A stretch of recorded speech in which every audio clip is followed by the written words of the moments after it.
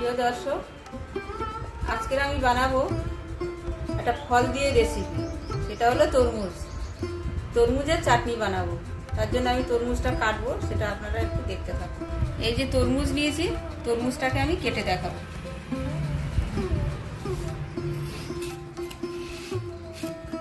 তরমুজের আমি লাল অংশটা আগে কেটে নেব।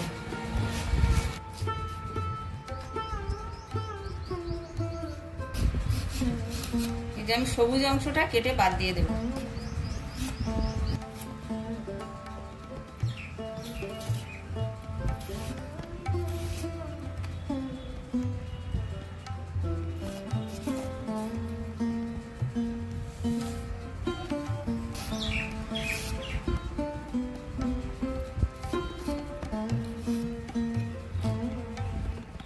এবারে তরমুজের লাল অংশটা যদি বীজ থাকে বীজ ফেলে দিতে হবে। দিয়ে এটা আমি টুকরো করে কেটে নেব। কেটে নিয়ে আমি মিক্সিতে দিয়ে দেব। এটা মিক্সিতে আমি একটা পেস্ট বানাবো লাল অংশ দিয়ে।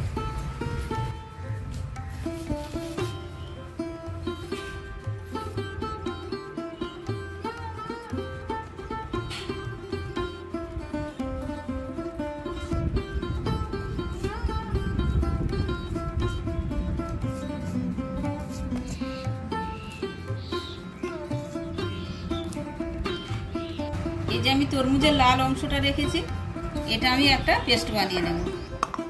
প্রিয় দর্শক, আমি এবার রান্নাঘরে চলে এসেছি। আমার কাটাকুটি শেষ। আমি গ্যাস জেলে কড়াই বসিয়ে দিয়েছি। এবার আমি কড়াইয়ে দেব তেল, দেব দুটো শুকনো লঙ্কা, দেব মৌরি ফোড়ন। আমি এগুলো ধুয়ে জল থেকে উঠিয়ে নিয়েছি।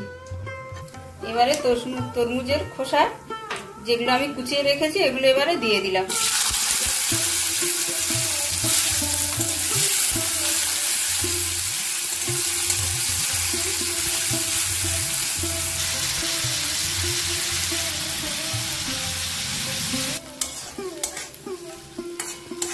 আমি দিয়ে দিচ্ছি পরিমাণ মতো নুন।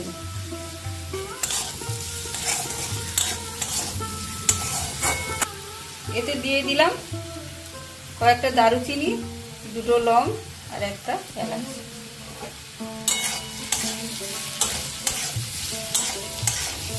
আমি যে লাল অংশটা তরমুজের বেটে রেখেছি সেটা এবারে দিয়ে দিলাম। কত সুন্দর কালার চলে এসেছে। এবার আমি চিনি দিয়ে দিলাম। আপনারা যেমন মিষ্টি খাবেন সেরকমই দেবেন।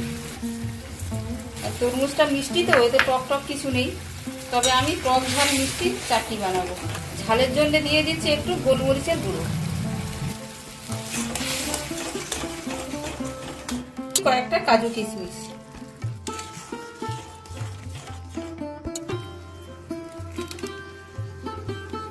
এবার টকের জন্য দিচ্ছি একটু আমচুর পাউডার। আপনারা কিন্তু লেবু দিলে দিতে পারেন, লেবুর রসেও ভালো হয় চাটনিটা। আমার কাছে লেবু ছিল না, তাই আমি আমচুর পাউডার দিয়ে দিলাম। টক ঝাল মিষ্টি চাটনি আমার চাটনি হয়ে গেছে।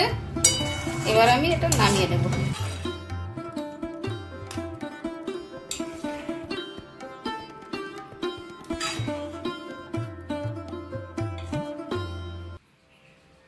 প্রিয় দর্শক, আমার তরমুজের চাটনি আপনারা এইভাবে একবার বানিয়ে খেয়ে দেখবেন।